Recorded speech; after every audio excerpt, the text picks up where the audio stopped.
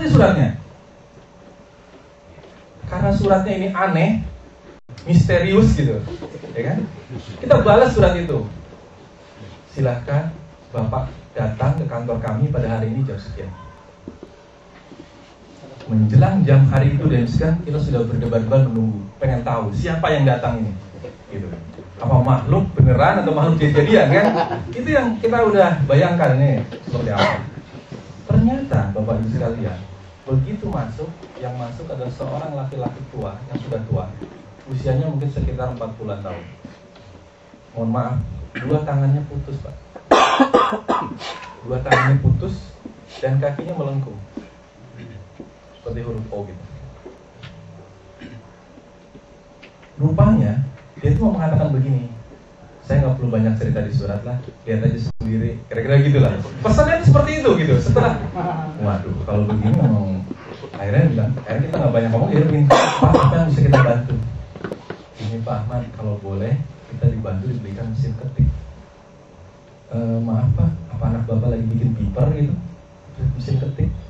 Enggak Pak, buat saya, buat Bapak gitu, dengan penuh heran. Iya, saya biasa ngetik Pak Ahmad gitu. Ketik dengan kaki saya. Wah, gimana tuh Pak? Pak Ahmad, saya ini setiap hari bekerja di tempat jasa mengetik yang di Pasar Senen itu, yang di kios-kios itu. Itu saya buka kios di sana. Cuma sekarang ini mesin ketiknya dipinjami oleh toke. Hasilnya dibagi 2 antara toke dengan saya. Saya bermimpi Pak, kalau mesin ketik yang punya saya sendiri kan hasil saya lebih banyak. Waduh, hancur hati ini bagi disambar geledek pagi-pagi sih. Orang seperti inilah yang pantas dibantu. Jadi meskipun dia susah, dia pengen berdiri tegak, tidak ingin dikasihani karena pengen disuapi gitu. Itu seperti menampar kita-kita yang masih waras-waras ini, yang badannya kuat segar-segar ini, yang suka berpura-pura bawa orang-orang susah digendong-gendong padahal dianya kuat. Orang seperti itu saja meminta bantuan untuk bekerja gitu. Kalau seperti ini sangat pantas jatuh hukuman bantuan sepenuhnya. Iya kan? Pantas dibantu bantuan sepenuhnya.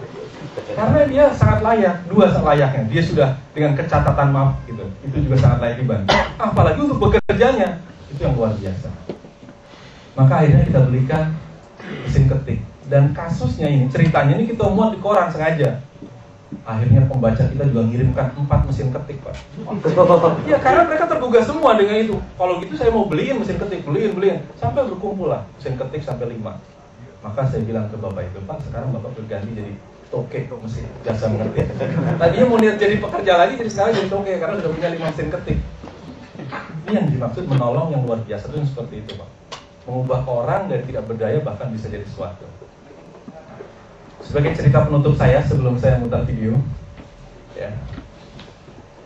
Pada suatu hari saya diundang untuk menyampaikan ceramah mengenalkan Dobe Duafa ke remaja-remaja Jakarta yang gaul-gaul itu dari sekolah-sekolah Islam yang mewah-mewah. Ya, pokoknya sekolahnya di Bayoran, pokoknya udah tau lah, pokoknya yang bagus-bagus semua. Pesantren Kilat itu bayarnya mahal pada waktu itu tahun 97-98, saya ingat sekali. Pesertanya 300 orang. Jarang-jarang pesantren Kilat bayar pesertanya sebanyak itu. Ini karena orang-orang kaya gitu, anak liburan dibuatnya luar biasa. Akhirnya peserta itu minta tolong Dobe Duafa diceritakan di sana. Saya mikir bagaimana cara menceritakan Dobe Duafa di hadapan anak-anak remaja usia SMP, SMA yang gaul begitu. Pikiran saya pasti nggak cocok dengan gaya saya yang biasanya gitu.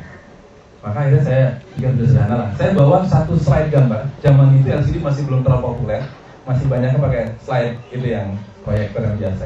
Saya bawa 1 lembar aja, gambar aja udah. Gitu. Begitu ke depan saya salah-salah perkenalkan diri, langsung saya tayangin di slide. Saya bertanya pada peserta itu, anak-anak semua itu, remaja itu. Adik-adik sekalian, ini gambar apa? Saya bilang gitu. Wah, jawabannya keras. Gambar ibu menggendong boneka. Keras. Masih salah, saya bilang gitu kan. Dengan gaya berjawab teka-teki gitu, jadi masih salah, saya bilang gitu. Ada lagi jawab, gambar ibu menggendong anaknya. Salah, saya bilang gitu.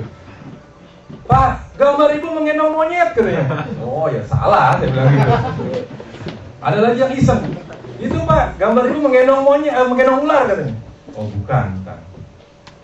Mereka mulai bukan apa gitu. Akhirnya gitu. Nyerah, saya bilang nyerah. Nyerah aja lah Pak, katanya. Itu gambar apa sih gitu.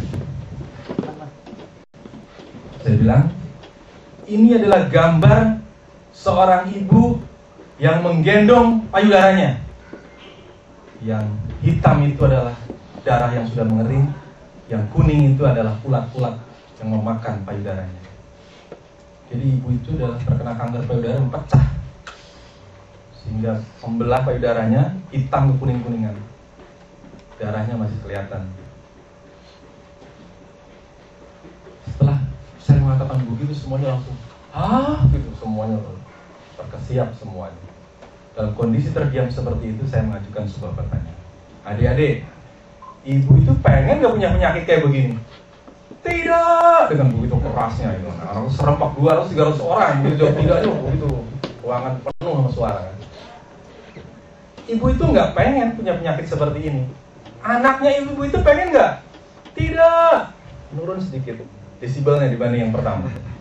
Ya. Ibu itu nggak pengen, anaknya nggak pengen, tetangga-tangganya pengen nggak punya tetangga yang kena penyakit seperti itu? Tidak. Turun lagi desibelnya. Kalau ibu itu tidak mau, tidak pengen, anaknya juga tidak pengen, tetangga-tangganya tidak pengen, kita orang Islam yang sama-sama bersaudara sebagai sama muslim dengan ibu itu, mau tidak punya saudara muslim kena penyakit seperti itu? Tahu Bapak Ibu kan jawaban anak-anak? Terdiam semua. Terdiam semua, tidak ada jawaban. Karena hatinya lah yang menjawab. Jadi tidaknya sudah disuarakan dengan hatinya.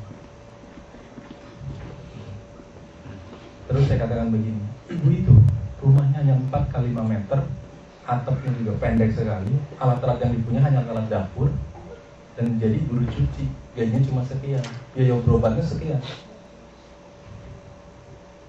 Apakah karena ibu tidak mampu? Nah, kita akan mengatakan itu urusan ibu itu. Saya bilang, di Indonesia ini masalahnya, dan mungkin di dunia, Allah menakdirkan kadang-kadang ada orang kena penyakit seperti itu. Dari Allah datangnya, nggak pengen ibu itu, apalagi anak-anaknya. Kalau ibu itu nggak sanggup, terus gimana? Ya kita semua yang mampu ini. Wah, Bu. Begitu selesai saya ngomong sebentar itu aja udah pada ngeluarin duit semua itu buat ibu itu katanya. Anak-anak dari orang kaya ini.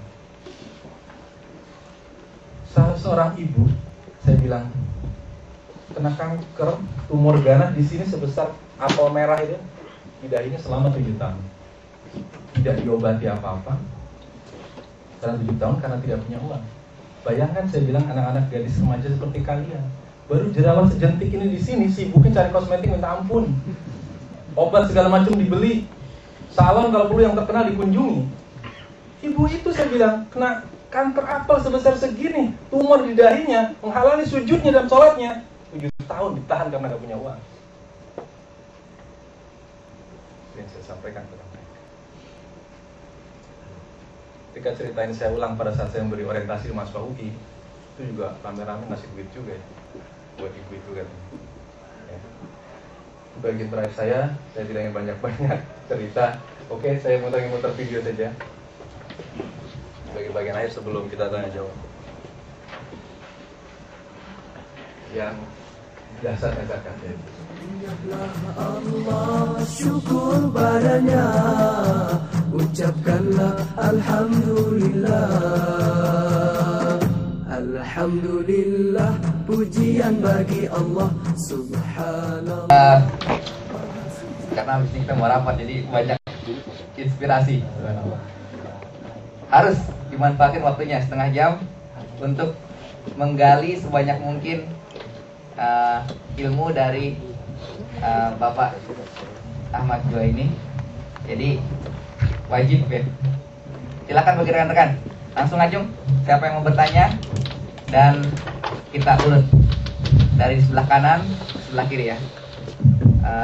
Mas Makmur, Mas siapa? Mas Fahmi, Mas Iman, Mas Andri, Mas Agus, Mas Lani. Oke, cukup itu dulu.